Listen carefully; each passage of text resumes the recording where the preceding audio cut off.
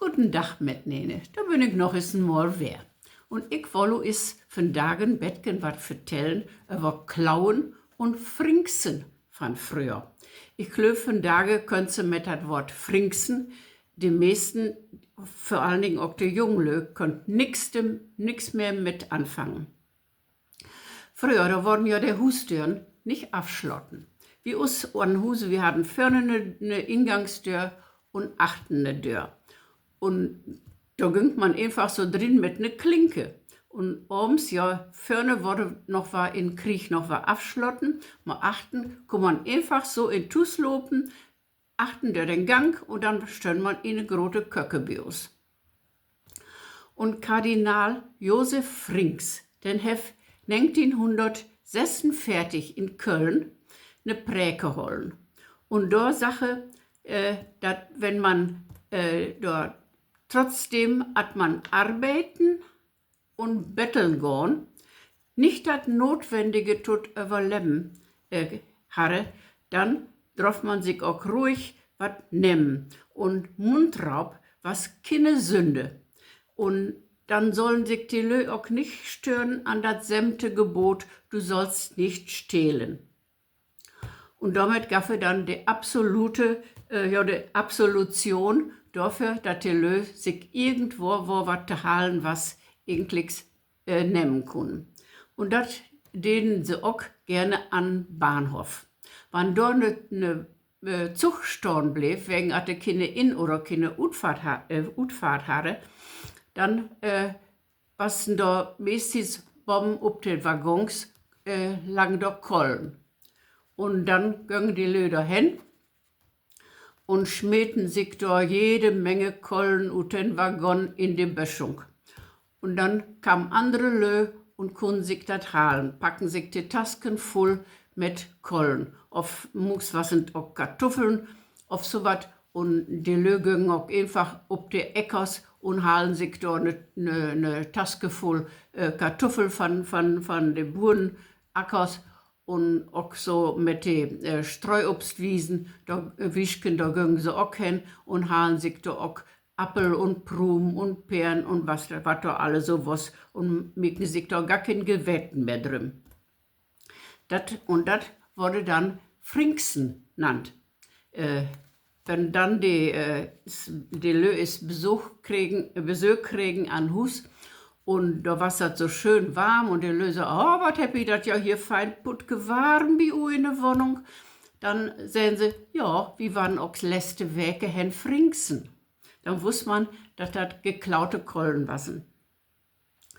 Und wir hatten eine Norbersfrau, eine olle Norbersfrau. Die war ein Bettchen tranquil, eine gute Seele, das muss ich sagen. Die Idee, alles für andere, aber sie wusste auch, was lang ging. Und das war Sophie. Und Sophie, die ging morgens abends in Düsseldorf mit einem Bollerwagen und mit 2 auf 3 Norbersfrauen in der Gift. Und das war so ein Waldgelände. Und dann halen sie sich da Holt, tut Böden für die Kochmaschine. Und wenn sie dann den Wagen also gut und weil voll hatten, dann kam auch morgens der Bur dabei, weil das Grundstück oder die Pachter hatte. Und dann sollen sie alles aufladen und so. Und Sophie hatte aber vorher zu der Frau gesagt, ich holt alle die Mule, ich mag das ganz alleinig auf mit den Bur, wenn es kommt. Und dann kam auch wirklich oft ein Bur. Und dann hätten das aufladen, was mag ich hier? Weg mit das Holter, das ist mein Holter, hab ich nix mehr zu söken. Mag da die wegkommt, aber das Holt blieb hier. Und dann bauen sich Sophie für den Buren ab und sagt, ich Polska, ich nix verstehen, was sagst du? Ich Polska. Und nix sagt am Bur dann, das Holt blieb hier, das ist mein Holt. Und mag, dass die wegkommt. Und dann sagt Sophie ihre zweite Lade los und sagt, ich Polska, ich habe Brüder und ich komme nachts kommen Brüder auf deinen Hof und du hast gute Vieh in Stall und auch Hühner und wir kommen und willst du, dass meine Brüder kommen auf deinen Hof? oh Gott, dann wird den Buhr doch im Bettgen mulmig und dann dachte, oh Gott, ne, wenn der Polen nachts bei mir auf den Hof kommt und mag vielleicht noch Flickermenkes und brannt mir noch die Schür auf, ne, dann lot die Frauens man Leber trecken mit den Bollerwagen voll Holt und dann sage ich, ja, dann Gott noch Hus, mag, dass die wegkommt, aber ich will hier nicht noch einmal sein. Ja, und das verstand Sophie richtig gut. Und dann ging sie damit mit den Frauen in die Stadt mit den rumpeligen, vollen Holtwagen, was sie dann so achter sich her trocken. Ja, das war's Sophie. Maar ich kann auch noch mal ein kleines Gedichtchen vorlesen, was ich gemacht habe, als Sophie ist mal nach unserer Mama hingekommen. Sie hatte kein gutes Verhältnis zu ihren Vermieter.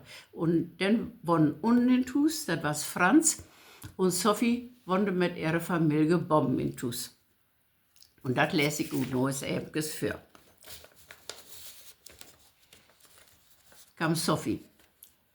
Frau Norboske, heb ich nächste all hört. Ich gelöf olle nicht, wat mi is passiert.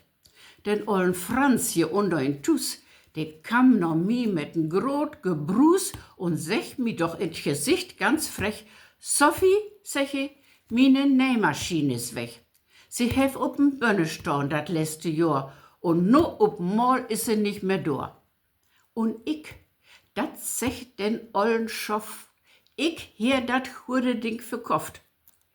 Hier steh ich, unbescholtene Frau. Sei ich so gut, als wenn ich klau?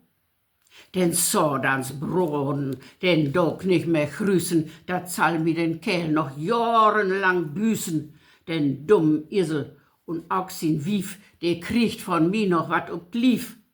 Und sine Blagen, auch wisse nicht minne, die sind kin Umgang für use Kinne. Dat weet je nobes doch all hier te hoop, dat ik nicht andere Lü ihre Nähmaschinen verkoop. Ne gute Maschine, die ist doch mal in den Kopf stecken. Doch ich heb für den ollen Kasten bloß noch 10 Mark kriegen.